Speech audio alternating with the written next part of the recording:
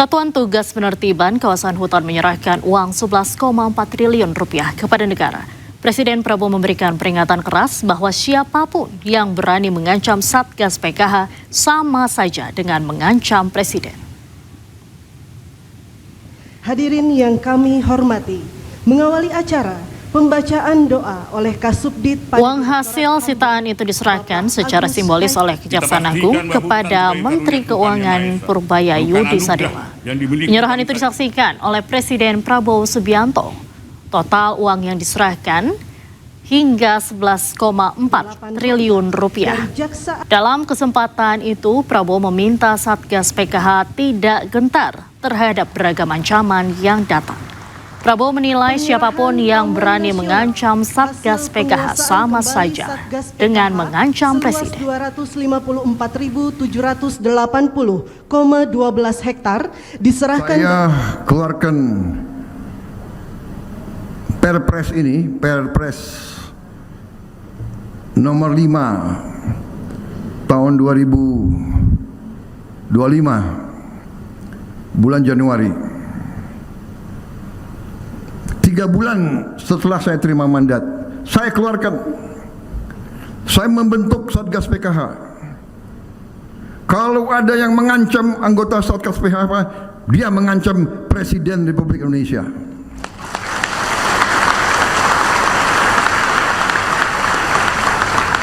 Kalau ada yang menghalangi pekerjaan Satgas PKH, dia menghalangi pekerjaan Presiden Republik Indonesia.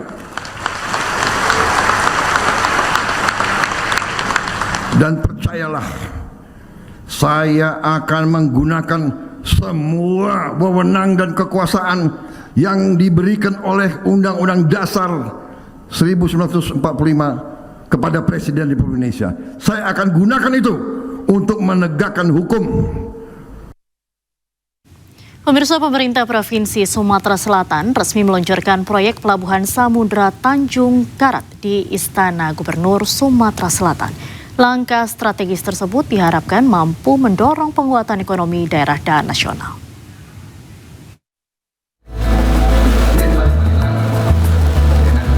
Pemerintah Provinsi Sumatera Selatan menggelar launching proyek Pelabuhan Samudra Tanjung Karat di Istana Gubernur Sumatera Selatan. Kegiatan ini dihadiri langsung Menteri Perhubungan Dudi Purwagandi, Menteri ATR BPN Nusron Wahid, Wakil Menteri Investasi dan Hilirisasi sekaligus Wakil Kepala BKPM Todo Tua Pasaribu, serta Kepala Staf Kepresidenan Muhammad Kodari.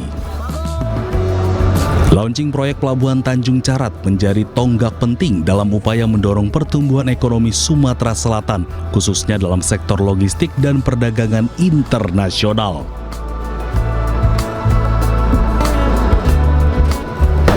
Dengan bisa beroperasi pada tahun 2028 atau paling lambat 2029 kalau saya bisa.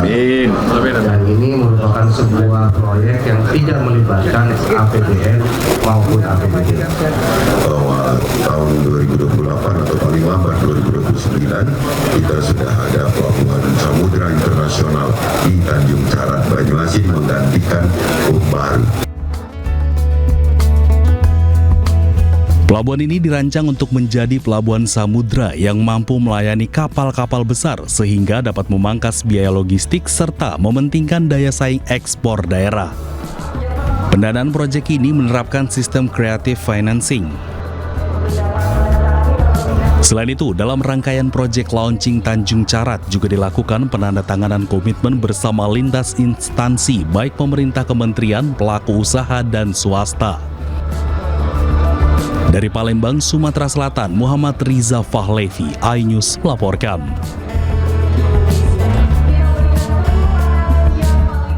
Restoratif justice terhadap tersangka kasus ijazah palsu Jokowi Rismon Syarifar hingga kini masih bergulir.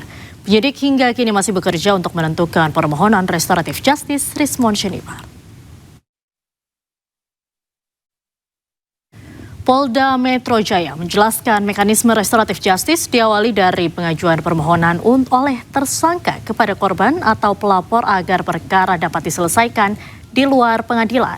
Permohonan tersebut harus mendapatkan persetujuan dari korban atau pelapor. Kemudian penyidik akan melakukan gelar perkara. Penyidik masih mendalami seluruh persyaratan restoratif justice yang diajukan oleh Rismon Syarifar.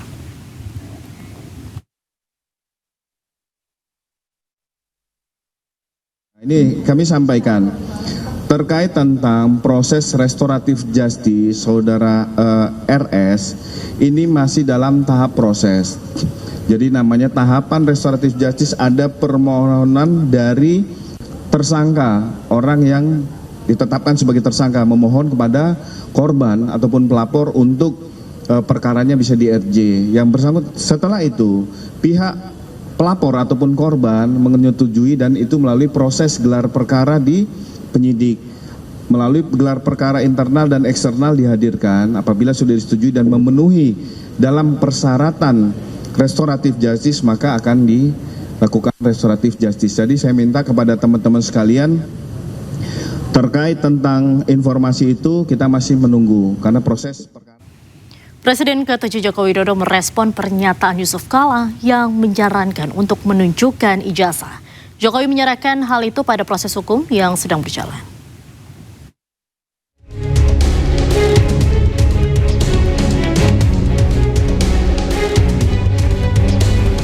Presiden ke-7 Joko Widodo menanggapi pernyataan mantan wakil presidennya Yusuf Kala yang meminta Jokowi menunjukkan ijazah aslinya. Jokowi dengan tegas menyerahkan hal itu pada proses hukum dan aparat penegak hukum. Serahkan pada proses hukum yang ada. Dan memang mestinya yang menuduh itu yang membuktikan. Bukan saya disuruh menunjukkan. Nanti semua orang bisa menuduh dan suruh menunjukkan buktinya yang dituduh. Sebelumnya Yusuf Kala menilai tuduhan ijazah palsu milik Jokowi adalah persoalan yang sederhana. Menurut JK, hal itu akan selesai jika Jokowi menunjukkan ijazah asli miliknya kepada publik. Ya sebenarnya kasus ini kan sudah 2 tahun, 3 tahun gitu. Meresahkan masyarakat, merugikan waktu, merugikan Pak Jokowi, merugikan semua. Puluhan miliar uang habis untuk apakah itu pengacara, apakah itu seperti saya ini tanpa waktu saya hilang, dilibatkan tanpa libatkan. Sebenarnya sederhana persoalannya, karena saya Pak Jokowi yakin bahwa punya ijazah asli. Ya, sebenarnya untuk kita stoplah nih perkara dengan cara tinggal Pak Jokowi memperlihatkan ijazahnya kan. Kasus fitnah ijazah palsu Jokowi belakangan menyeret nama Yusuf Kala. Hal itu terjadi usai video viral yang diduga hasil editing artificial intelligence pernyataan Rismon Syarifar yang menyebut Yusuf Kala memberikan uang 5 miliar rupiah pada Roy Suryo CS. Hal itu dibantah Yusuf Kala dan ia telah melaporkan Rismon ke Polda Metro Jaya. Pemirsa, Menteri Pekerjaan Umum Dodi Hanggodo mengaku telah melapor ke Presiden Prabowo Subianto untuk mengizinkan penyidik Kejati DKI Jakarta menggeledah ruangan di kementeriannya. Dodi melapor ke Prabowo sebelum penyidik melakukan penggeledahan.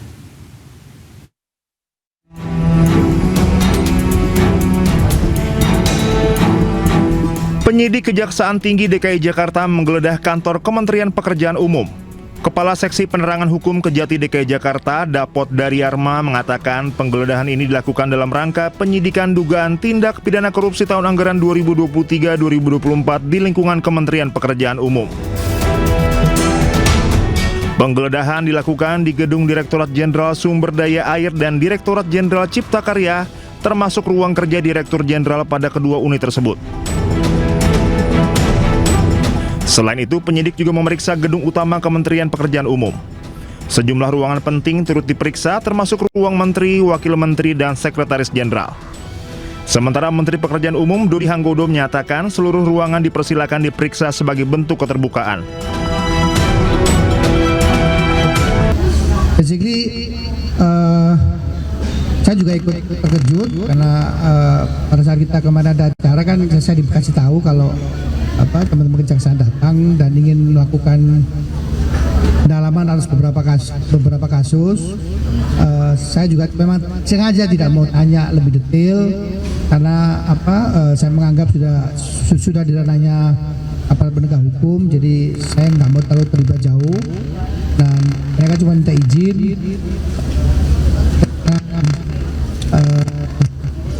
Saya kemudian lapor Pak Presiden dan saya mengatakan Pak Presiden, saya izin kasih kepada seluruh penyidik kepada siapapun. Jadi supaya tidak ada kesan tebang pilih lah. Penyidik juga menyita sejumlah dokumen dan perangkat elektronik sebagai barang bukti. Turut diamankan laporan hasil audit investigatif terkait dugaan pelanggaran dalam pengadaan tahun anggaran 2023-2024. Saat ini penyidik masih mendalami bukti yang diamankan.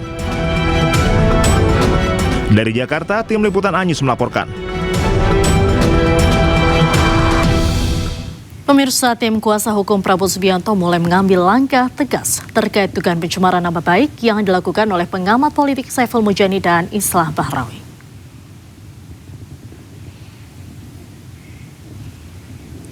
Tidak hanya soal pencemaran nama baik, tim hukum tengah mengkaji penerapan pasal penghasutan terkait upaya penggulingan pimpinan negara terpilih dengan ancaman hukuman hingga 15 tahun penjara. Unggahan Saiful Mujani serta Islah Bahrawi dinilai telah melampaui batas kritik dan masuk ke ranah pidana. Tim hukum juga telah menyerahkan sejumlah barang bukti berupa unggahan media sosial ke Bareskrim Polri. Tindakan ini diambil karena pernyataan keduanya dinilai mengancam legitimasi konstitusi. Kita persiapkan pasal 193 ayat 2 ya, perbuatan makar untuk menggulingkan presiden dan wakil presiden terpilih secara konstitusional ya. Ancaman hukumannya itu 12 tahun, sedangkan yang menyuruh lakukan nanti bisa 15 tahun. Nah, kita juga nanti akan menyiapkan juga, akan berkonsultasi dulu nih, apakah pasal 28E pasal 28 Undang-Undang ITE ayat 2 itu juga bisa masuk di sini karena untuk menyebarluaskan kebencian. Nah, itu juga yang kita akan koordinasi dulu di sini. Pemirsa, Sekretaris Kabinet Letkol Teddy Indra Wijaya menanggapi pernyataan pengamat politik senior Saiful Mujani soal ajakan menurunkan Presiden Prabowo Subianto.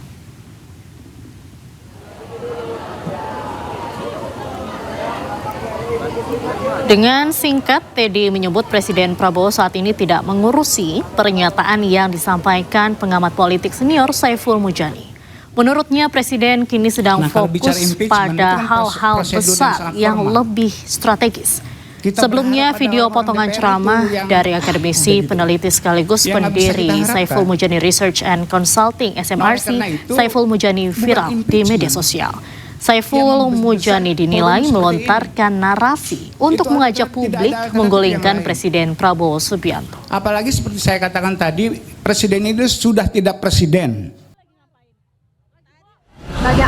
Wah, saya masih banyak sekali kerjaan, saya belum lihat beliau bicara apa, gitu kira-kira.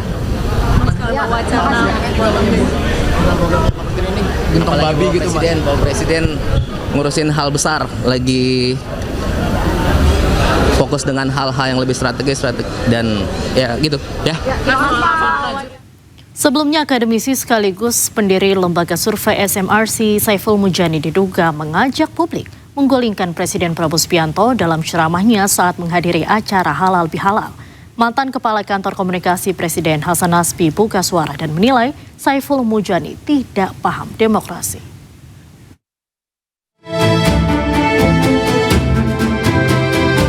Video potongan ceramah dari akademisi, peneliti sekaligus pendiri Saiful Mujani Research and Consulting, Saiful Mujani, viral di media sosial. Saiful Mujani dinilai melontarkan narasi untuk mengajak publik menggulingkan Presiden Prabowo Subianto. Nah, kalau bicara impeachment itu kan prosedur yang sangat formal.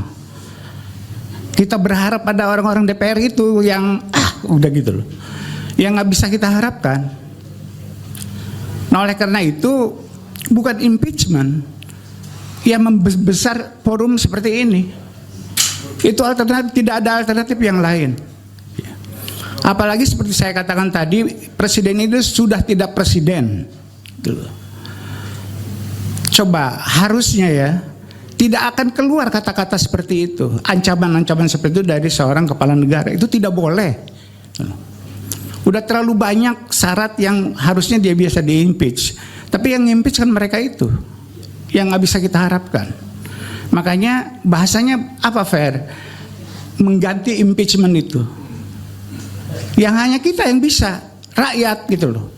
98 juga tidak akan terjadi kalau Rai dan teman-teman nggak turun. Menanggapi pernyataan Saiful Mujani, mantan Kepala Kantor Komunikasi Kepresidenan Hasan Nasbi menyebut Saiful Mujani tidak memahami prinsip demokrasi yang baik. Jadi momen halal bihalal diisi dengan pidato-pidato sok paten, pidato-pidato yang memprovokasi bangsa sendiri, pidato-pidato yang mengajak orang lain untuk menjatuhkan pemerintah di momen halal bihalal. Jadi saya agak miris ya menyaksikan pidato-pidato di acara halal bihalal itu. Teman-teman, memang ada kelompok masyarakat di bangsa kita maupun di negara lain yang itu mengaku pejuang demokrasi, tapi mereka mengukur demokrasi itu dengan isi perutnya sendiri. Mengukur demokrasi itu dengan perasaan dan keinginannya sendiri. Jadi kalau keinginannya kesampaian, kalau perasaannya terpenuhi, kalau dia terlibat dalam sebuah kebijakan, maka dia akan bilang demokratis. Tapi kalau keinginannya tidak kesampaian, kalau perasaan-perasaannya tidak terpenuhi, kalau dia tidak terlibat dalam pengambilan sebuah kebijakan, dia akan bilang itu tidak demokratis.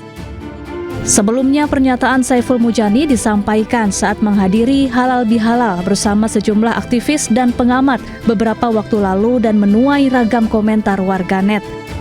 Tim Liputan iNews melaporkan.